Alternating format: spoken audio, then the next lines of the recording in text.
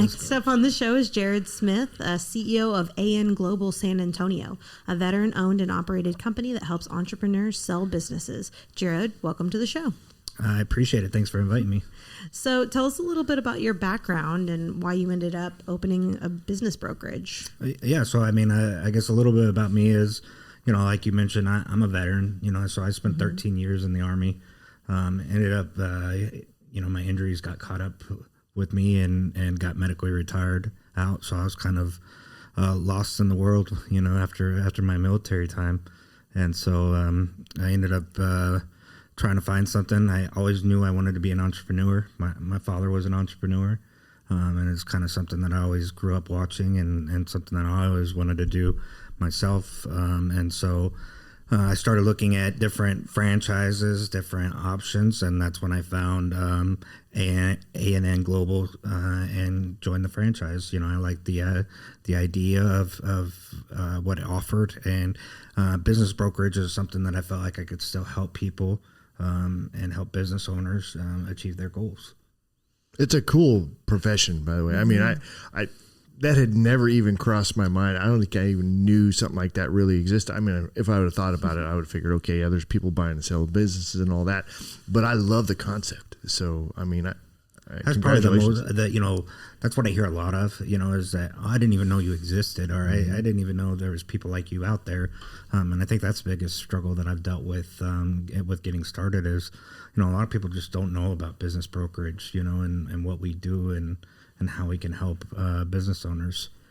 So I think, and that's one of the things that is a barrier to entry in entrepreneurship too, because, you know, there's kind of two routes to go about it.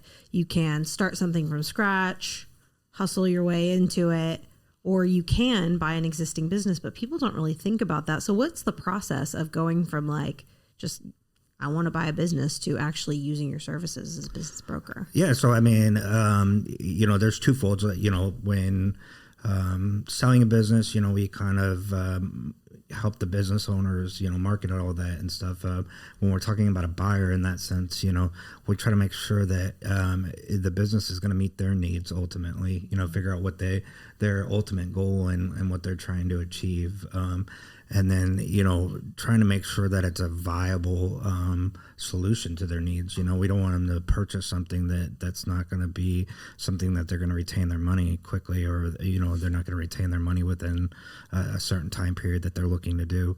And I think sometimes that's what you get with buying a business is some people that are wanting to buy, they think that they're going to be successful on day one, and that may not necessarily be the case because, you know, you still got to get the things removing again and get going. So it's still going to take a couple, you know, years to get it back going for yourself. Well, how do you match a business to a person? What's that process like? You know, so the first part is marketing the business, you know, and usually they contact me as a buyer. You know, now we do get leads from certain websites that will offer buyers to us. And so really, you know, it's just finding what they're ultimately looking for. You know, the best example is I'm working with somebody that's kind of all over the place. They don't really know what they want. And so with our company, we can offer franchise options. You know, I've showed him a couple businesses. He hasn't really, you know, bid on that, but he doesn't really know what he wants, you know, and so I'm trying to show him different franchise options and see if maybe something there catches his eye. Well, give me an example of a franchise, because I mean that's probably where I would have gone to. It's like I want to buy a system, right? So get that help, that oversight. Yeah, lose money on the royalty, but get help on the system. So give me an example of a couple of franchises that you guys might recommend. Oh, so that's a lot. So we offer over 500 different franchises. That's all? Yeah, that's it. So there is a lot. Like McDonald's? I mean, not really McDonald's. They're more of kind of your smaller mom and pop franchises, which I think are a little bit nicer because, you know, not only are you helping a smaller franchise, but, you know, I think you get better hands-on from that franchise as well. And like you talked about that system, I think with McDonald's, the problem with McDonald's is it's so big that you may not necessarily get that good hands-on that you may need starting out, especially if this is your first time going out in a business venture. You know, it seems like McDonald's, you can put one up in the middle of nowhere, they could be people are going to successful come anywhere. right. Really, you know, I heard the startup cost on a McDonald's is like $3 million. crazy. I've heard the same. And that's and there's a waiting list. Yeah, there's a lot, you know, and each franchise kind of dictates their rules, you know, like I've also heard like Chick-fil-A is another one where you have to be an employee first of Chick-fil-A before they will offer you a franchise. How long do you have to be an employee? I believe 2 days. Yeah, that day of. I think you have to be it for like a year. Like you have to understand the system first before they will offer a franchise. And it's not just a system; there's the culture. Right. So that's where Chick-fil-A knocks it out of the park, is because they've got a great culture there. People go there, and the expectation is high that you're going to have great service. Absolutely, you know, and so like some of the franchises we offer. I know one I was just looking at for the real estate was We Buy Ugly Houses. Yes. Oh yeah, I know everybody's kind of heard that one. So that's a franchise we offer.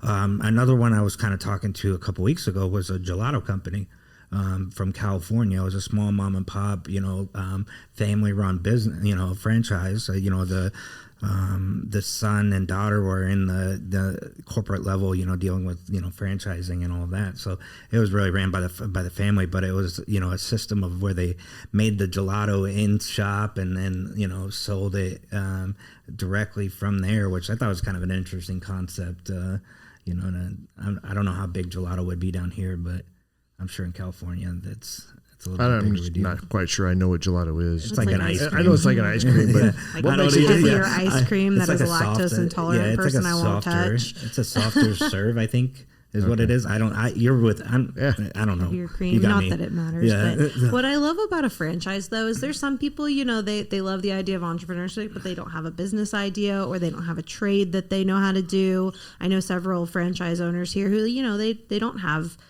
expertise in that specific industry, but what a franchise does is it offers you the training, the systems, the models to be successful in that business.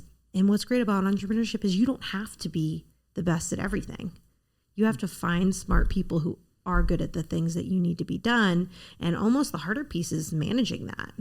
I think that's that is the biggest, you know, thing is that with an entrepreneur, sometimes a lot of people have it in their head that they should be the owner, operator, do it all, you know, and sometimes that, you know, which is great for them. And there are some franchises that still have that model, and, you know, and people are okay with that. But I think, you know, some of the true entrepreneurships, their idea is to be up at the top and grow teams and lead, you know, and develop their teams and, you know, understand that there's going to be people that specialize in better areas than you know.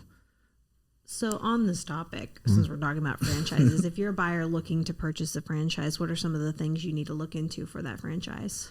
I think, well, first off is knowing, you know, what franchises you're interested in, what areas of sections, you know, that you're interested in doing, whether it be, you know, service, coffee, you know, right, realtor, you know, I mean, you want to like what you're, you know, selling. figure out kind of, you know, narrow that down.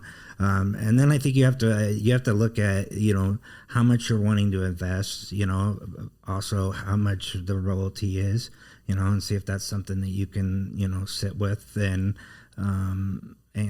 compare those, because that's going to be to me, everybody has their own driving factors of what moves them. So for me, when I was looking at a franchise, you know, I wanted something that I could be able to grow and continue to grow. And so with my franchise, we have no real territories. So I can go sell a business up in Dallas where my corporate level is, whereas, you know, some of the other business brokerage franchises, they're just stuck in a little territory and they're not allowed to go anywhere else outside that little territory. And some franchises are like that, and, you know, and some people are okay with that, you know, but it's going to matter on each question, or, you know, whatever they feel is important to them.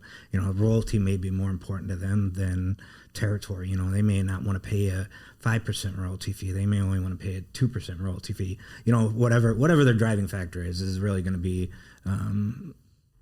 their question. Where I would struggle with franchises is I like to do my own stuff, right? I want to change this, I want to tweak that, and I would get in trouble. So, Kyle, do you have a thought on the We Buy Hug? Were you aware that was a franchise? I didn't know, but I could see it being a franchise. I imagine, correct me if I'm wrong, Jerrod, I imagine that's a large lead gen company that franchises out who's managing, certain territories, if that's the case, or what do you know? I didn't look into it too much, to be honest. I remember it coming across. Because I remember doing that. Oh, I remember, I know that place, type thing. So and they do, they definitely have that sort of retention for people know who that is, and so that's a business that can be replicated in any market, anywhere in the country, any city, any state, and people are going to have ugly houses that they need to sell, and there's going to be buyers for them. So I could see that being a pretty easy franchise.